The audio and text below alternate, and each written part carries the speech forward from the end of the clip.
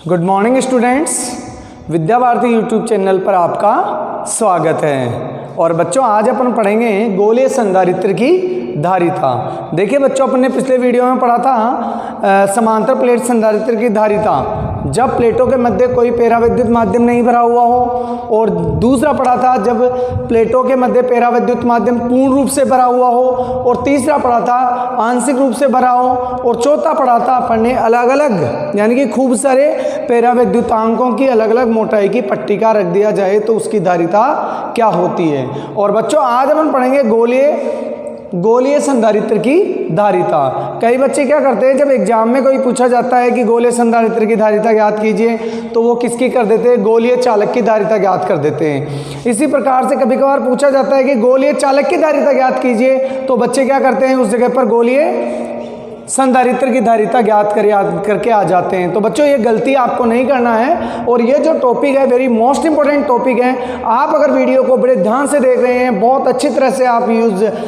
पूरा फोकस आपका स्क्रीन के ऊपर है, तो आप इस टॉपिक को 1 मिनट में ही समझ जाएंगे।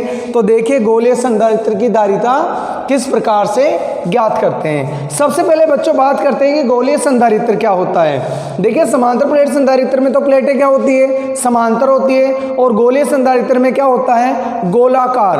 दो गोले होते हैं, सकेंद्रीय गोले होते हैं। जैसे मान लीजिए एक गोला ये छोटा है, इसकी त्रिज्या मान लेते हैं, कुछ भी मान लो, R1 इसकी त्रिज्या है, और एक गोला और होता है जिसकी त्रिज्या क्या होती है, R2 त्रिज्या होती है। ओके बच्चों, इसकी त्रिज्या कितनी है, R2 है। अब देखिए बच्चों, ये दो सेकेंद्रीय गोले होते हैं, और यहाँ पर एक व्यवस्था होती है, एक यहाँ पर एक ऐसी व्यवस्था होती है, एक नली जो लगी होती है एक, उसके माध्यम से अपन क्या कर देते हैं, एक तार लेते हैं, और तार को अपन क्या कर देते हैं बच्चों, इसके अंदर ले जाते हैं, और इस तार को कर देते हैं अपन पॉजिटिवली चार्ज। इसको पॉजिटिव चार्ज दिया जाता है। तो ये तो जो पॉजिटिव चार्ज है, जो दिया हुआ चार्ज है, वो इस चालक गोले के सरफेस के ऊपर एक समान रूप से वितरित हो जाता है। ये जो आप देखिए, इसकी एक व्यवस्था होती है, यहाँ पर एक गोला मतलब एक नली होती है, नली में से इसको क्या करते हैं अपन, एक धनात्मक आवेश देते हैं गोले को, अंदर वाले R1 त्रिज्या गोले को, और एक गोला A है, और ये बाहर वाले गोले को अपन गोला नंबर 2 मान ले सकते हैं, B भी मान सकते हैं। इसको अपन ने प्लस आवेश दिया, तो प्लस आवेश देने पर ये प्लस आवेश एक समान रूप से इस अंदर वाले गोले के ऊपर एक समान रूप से वितरित हो जाता है। अब देखिए बच्चों क्या होता है, प्रेरण के कारण जो अंदर वाला गोला है उसकी आंतरिक पृष्ठ क्या हो जाती है, माइनस आवेशित हो जाती है।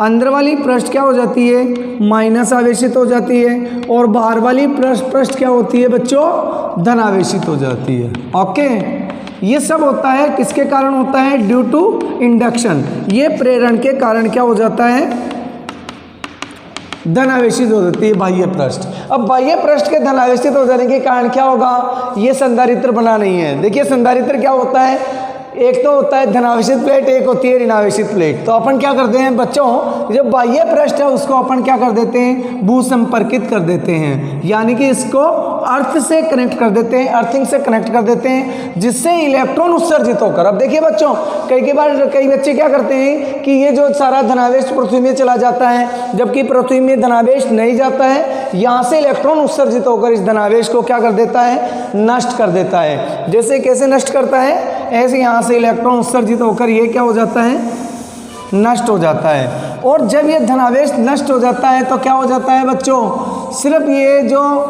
अंदर वाला गोला है वो माइनस आवेश के प्रभाव में ही रहता है। अब देखिए ये क्या बन जाता है, गोलाकार संधारित्र बन जाता है। अब अपन क्या ज्ञात करेंगे, इसकी धारिता ज्ञात करेंगे। वीडियो को अच्छी तरह से देखते रहिए, और हमारा हौसला अफजाई के लिए आप वीडियो को लाइक कीजिए, शेयर कीजिए, कमेंट कीजिए। ओके बच्चों, तो देखिए अगर आपको समझ में नहीं आता है तो मेरे को जरूर आप कमेंट्स करके बताएंगे, मैं आप इसको अच्छी तरह से आपको और भी समझा सकता हूँ। एक सिर्फ आप मुझे 5 मिनट का टाइम देंगे, इसको 1 मिनट में सोल्व कर देंगे। देखिए बेटा, 2 गोले हो गए यहाँ पे, एक हो गया ऋणावेशित गोला और एक हो गया धनावेशित गोला। तो अपन क्या ज्ञात करेंगे, मैंने आपको फर्स्ट एंड लास्ट जब टॉपिक स्टार्ट किया था, चैप्टर स्टार्ट किया था, तो ही बताया था कि बच्चे अपन क्या ज्ञात कर लेंगे, विभव ज्ञात कर लेंगे। तो देखिए सबसे पहले अपन क्या कर देते हैं, ये बड़े वाले गोले को मैंने गोला नंबर बी मान लिया और इसको गोला नंबर ए मान लिया।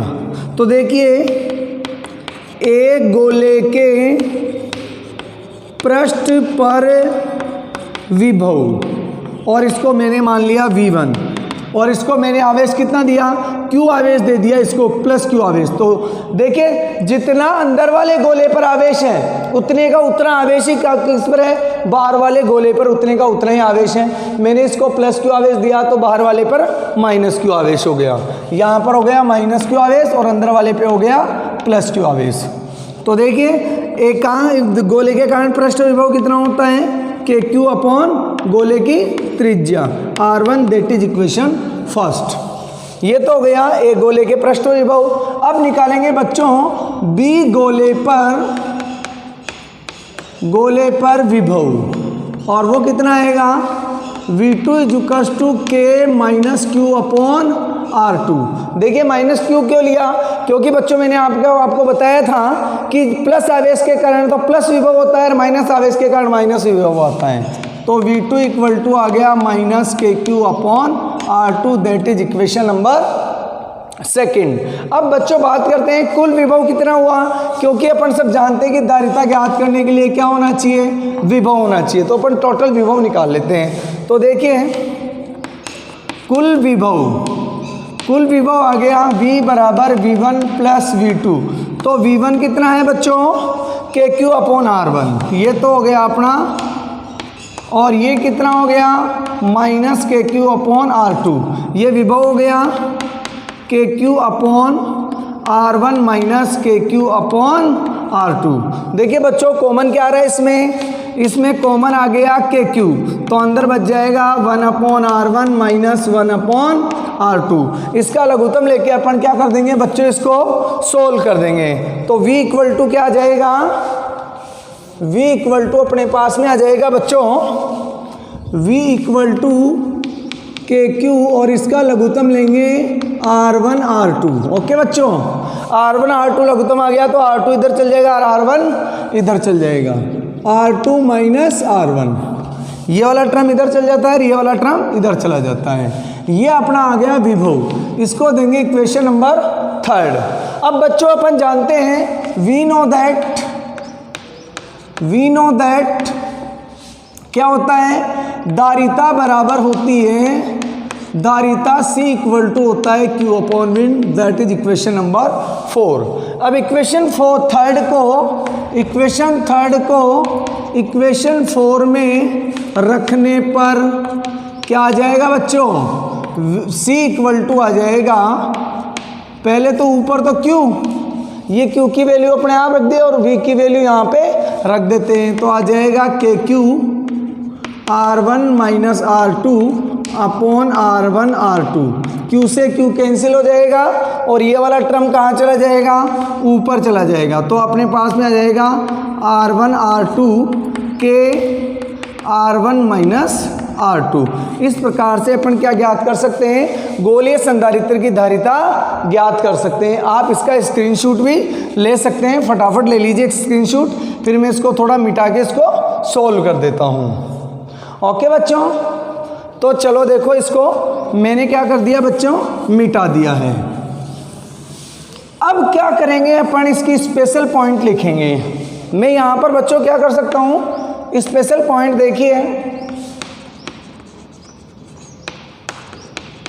स्पेशल पॉइंट अपना इसको देंगे इक्वेशन नंबर 5। अब देखिए यहाँ पर इक्वेशन 5 को मैं इस प्रकार से भी लिख सकता हूँ, यहाँ पर K की वैल्यू पुट कर देंगे अपन। K की वैल्यू अपन वैसे जानते हैं, स्टैंडर्ड वैल्यू क्या होती है, K 9 × 10⁹ होता है। अब यहाँ पे अपन क्या करेंगे, K की वैल्यू 1/4πε0 भी होती है, तो यहाँ पे मैं लिख सकता हूँ R1 upon R2 1/4πε0 R1 - R2।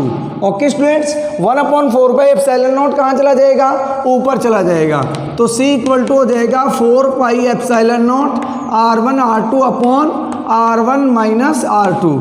इस प्रकार से अपन, ये हो गई 4πε0। ε0 में निर्वात की विद्युतशीलता, तो अगर मान लीजिए ये जो संधारित्र वो निर्वात में है तो उसकी धारिता इतनी होगी।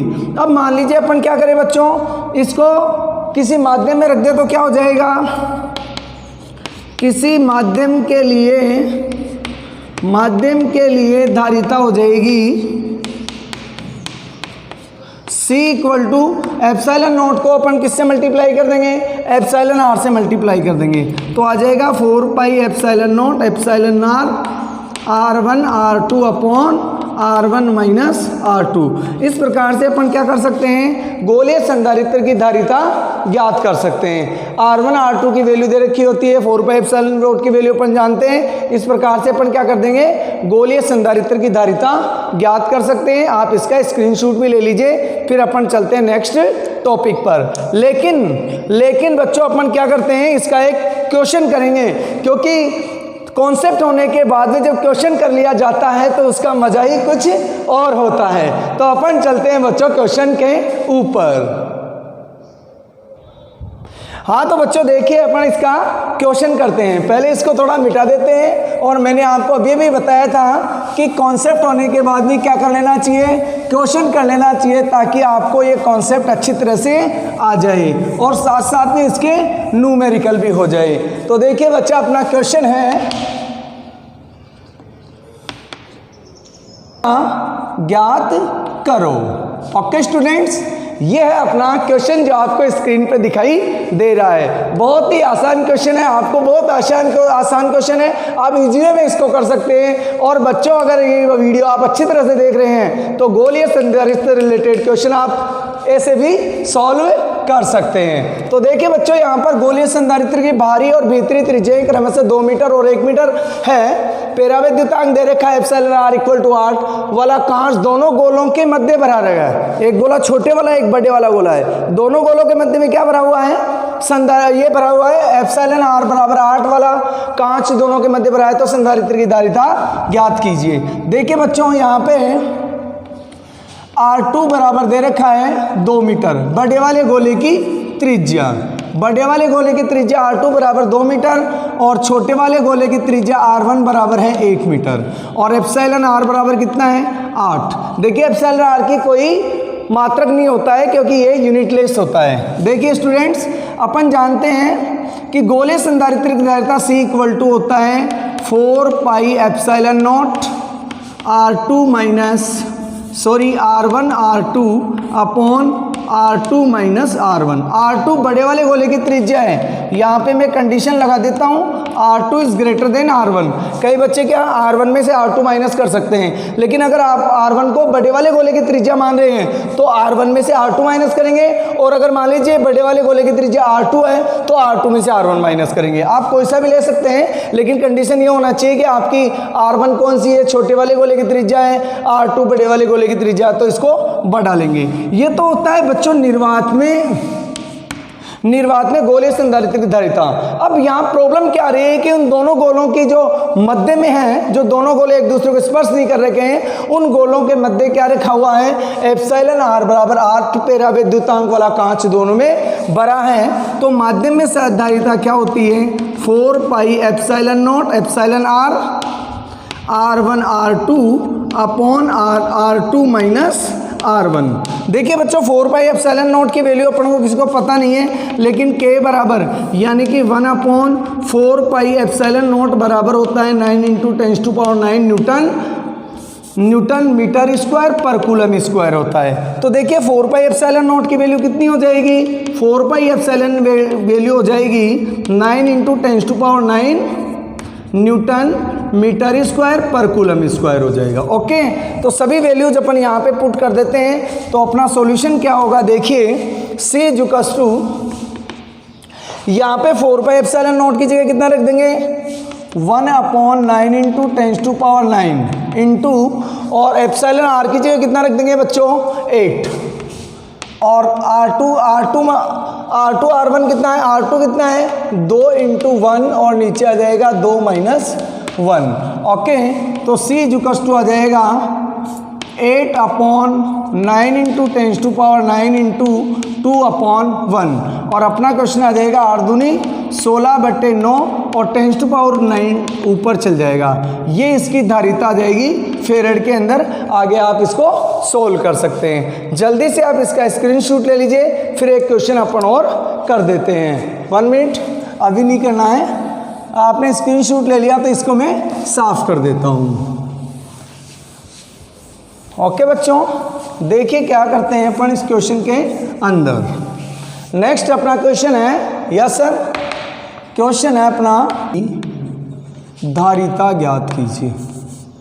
गोलीय संधारित्र की धारिता ज्ञात कीजिए।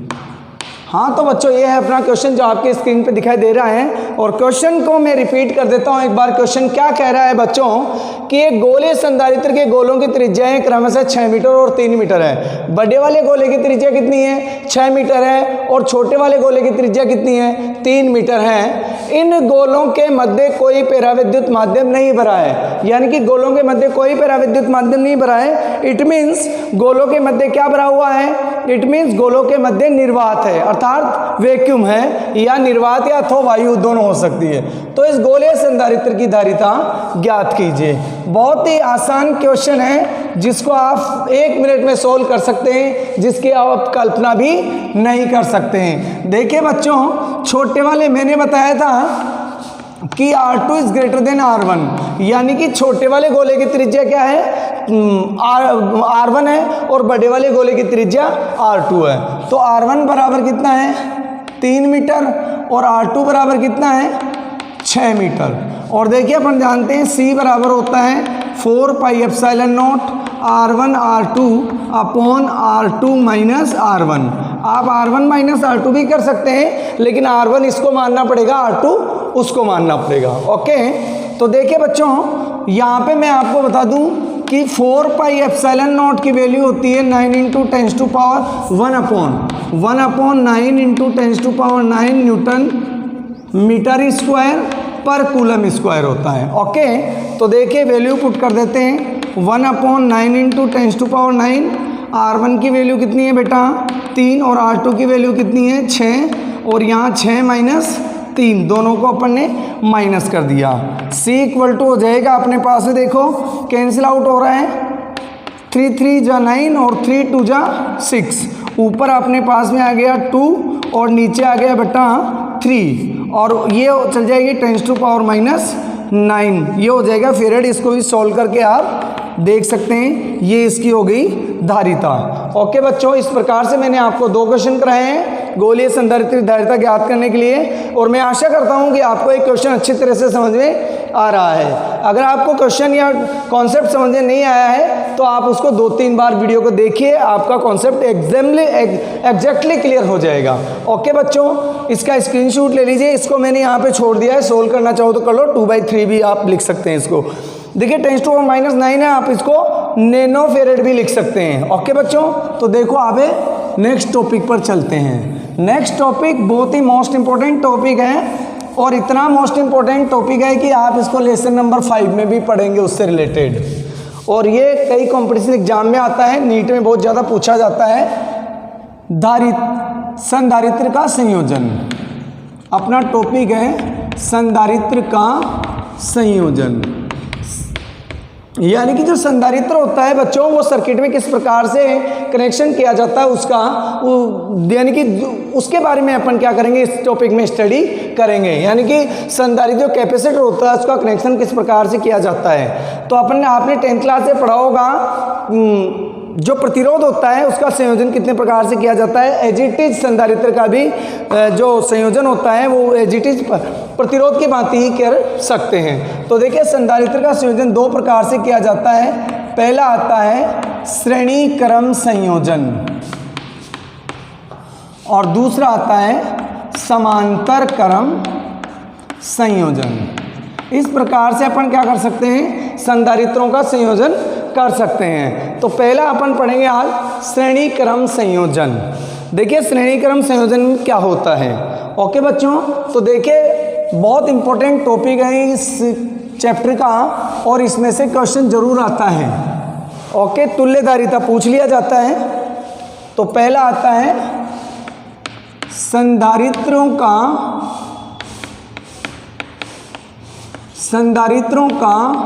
श्रेणी क्रम संयोजन। श्रेणी क्रम संयोजन। अब देखिए बच्चों, श्रेणी क्रम संयोजन क्या होता है, यानी कि इसको इंग्लिश में बोलते हैं सीरीज कॉम्बिनेशन, यानी कि दो या दो से अधिक संधारित्रों को एक साथ एक श्रेणी में कनेक्ट कर दिया जाए तो उसे क्या कहते हैं, श्रेणी क्रम संयोजन कहते हैं। जैसे मान लीजिए एक संधारित्र है, इसकी धारिता C1 है, इसको ऐसे जोड़ दिया, फिर इसकी धारिता C2 है और इसकी धारिता कितनी है, C3 है। ओके बच्चों, एक बार को इस प्रकार से अपन क्या कर देते हैं, इसको कनेक्ट कर देते हैं। इधर बैटरी से कनेक्ट कर दिया। देखिए बच्चों, यहाँ से पॉजिटिवली चार्ज, ये तो क्या हो जाएगी बच्चों, पॉजिटिवली चार्ज, और प्रेरण के कारण ये क्या हो जाएगी, नेगेटिवली चार्ज, और इधर क्या हो जाएगा, पॉजिटिवली चार्ज, और ये हो जाएगी पॉजिटिवली चार्ज, ये हो गई नेगेटिवली चार्ज,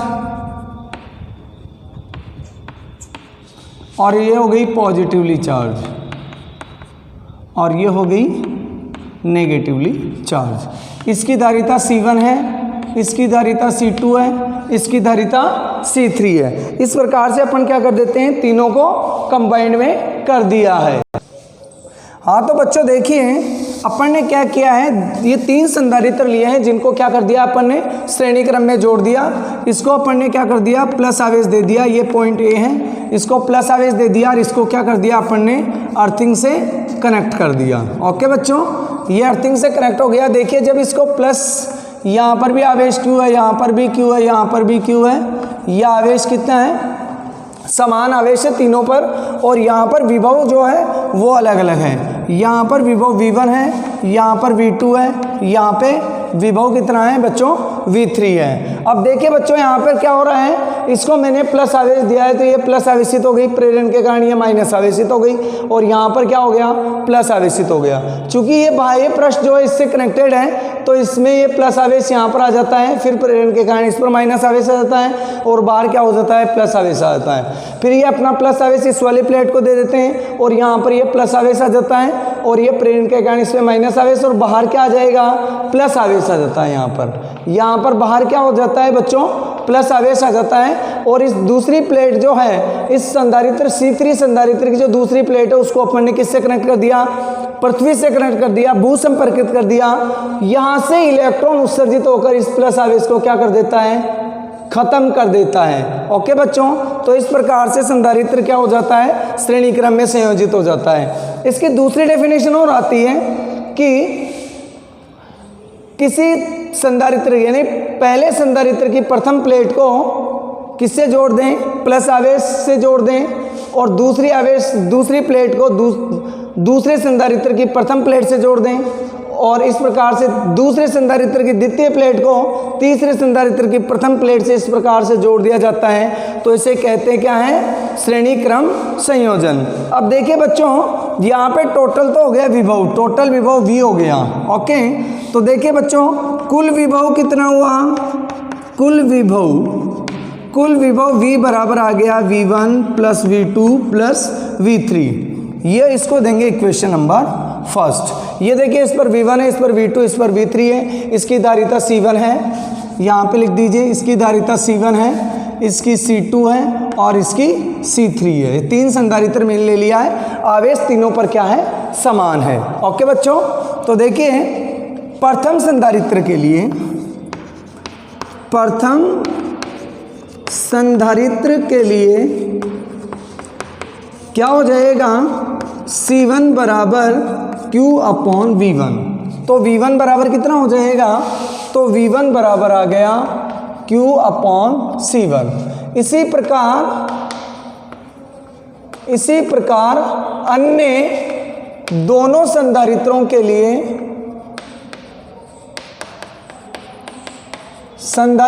लिए, क्या हो जाएगा,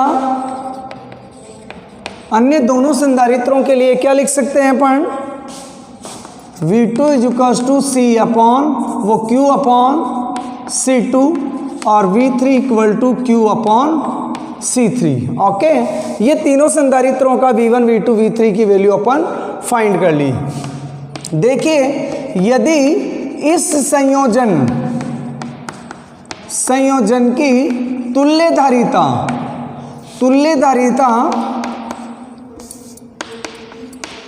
धारिता CS हो तो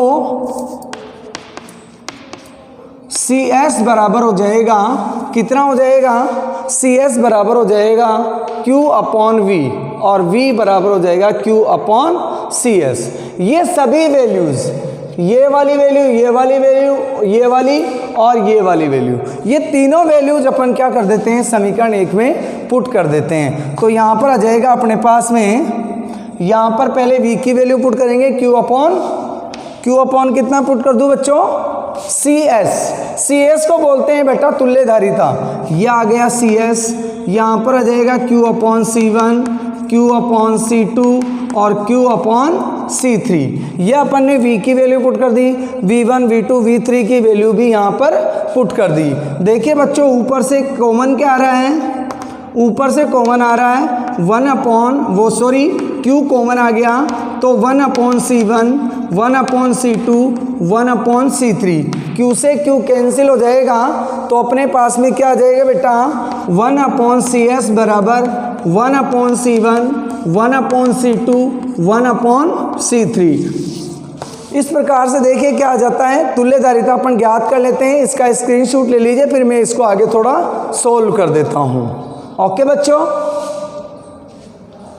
ये बहुत आसान टॉपिक है, बहुत ही मोस्ट इंपॉर्टेंट टॉपिक है। इस प्रकार से अगर संधारित्र क्या होता है, समांतर क्रम में जुड़े हों तो उसकी तुल्य धारिता इस प्रकार से इस वाले फॉर्मूले से ज्ञात कर लेते हैं। देखिए स्पेशल कंडीशन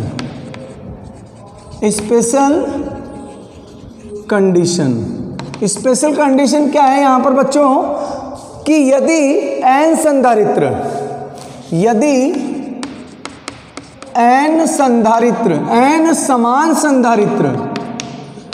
समान संधारित्र समान श्रेणी क्रम में जुड़े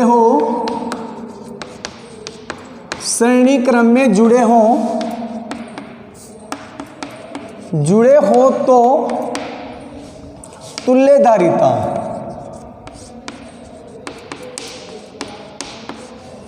वन अपॉन CS, S मतलब सीरीज, तो क्या आ जाएगा 1 upon C, 1 upon C, 1 upon C, n तक 1 अपॉन C। देखिए बच्चों क्या आ जाएगा, C1 C2 C3 dot dot dot dot Cn तक आता है। यहाँ पर मैंने n तक क्या ले लिया C, तो 1 upon CS is equal to बच जाएगा, ऊपर कहाँ तक आया 1 1 1 1 n तक, तो n अपॉन C और CS इज इक्वल टू आ जाएगा C अपॉन n। ओके, इस प्रकार से अपन क्या ज्ञात कर सकते हैं, n समान संधारित्र कैसे जुड़े हो, समान श्रेणी क्रम में जुड़े हो तो उसकी तुल्य धारिता कितनी आ जाएगी, C अपॉन n आ जाएगा। अब देखिए बेटा स्पेशल कंडीशन नंबर 2, यदि n संधारित्र, n असमान संधारित्र, इसको स्पेशल कंडीशन नंबर 1 मान लेते हैं और यहाँ पर स्पेशल कंडीशन नंबर 2 दे देते हैं।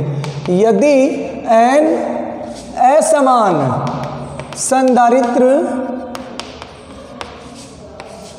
संधारित्र कैसे जुड़े हों, श्रेणी क्रम में जुड़े हों, श्रेणी क्रम में हो तो तुल्य धारिता C बराबर 1 अपॉन CS बराबर आ जाएगा 1 upon C1, 1 upon C2, 1 upon C3 dot dot dot 1 upon Cn। Okay बच्चों, इस प्रकार से अपन क्या कर सकते हैं, तुल्य धारिता ज्ञात कर सकते हैं। इसके एग्जाम्पल ले लेते हैं थोड़ा सा। एक एग्जाम्पल देखिए कि 2 माइक्रो फेरड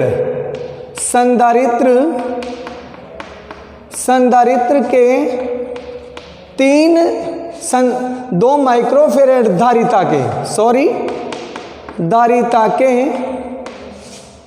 3 संधारित्र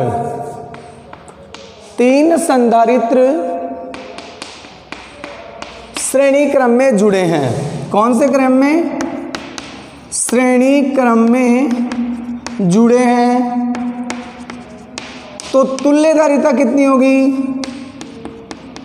तुल्य धारिता ज्ञात करो। तुल्य धारिता कैसे ज्ञात करेंगे बच्चों? अपन जानते हैं कि जब n, यहाँ n बराबर कितना है? 3 संधारित्र हैं। CS बराबर होता है C/n, यानी कि 2 माइक्रोफेरेड अपॉन 3। तो इसकी धारिता आ गई 2/3 माइक्रोफेरेड। इस प्रकार से अपन ज्ञात कर सकते हैं। आज के वीडियो में इतना ही करेंगे। कल के वीडियो में अपन क्या पढ़ेंगे बच्चों? समांतर क्रम संयोजन पढ़ेंगे। ओके बच्चों, अगर वीडियो हमारा आपको अच्छा लगा है तो लाइक कीजिए, शेयर कीजिए, कमेंट्स कीजिए। Okay, thank you, have a nice day.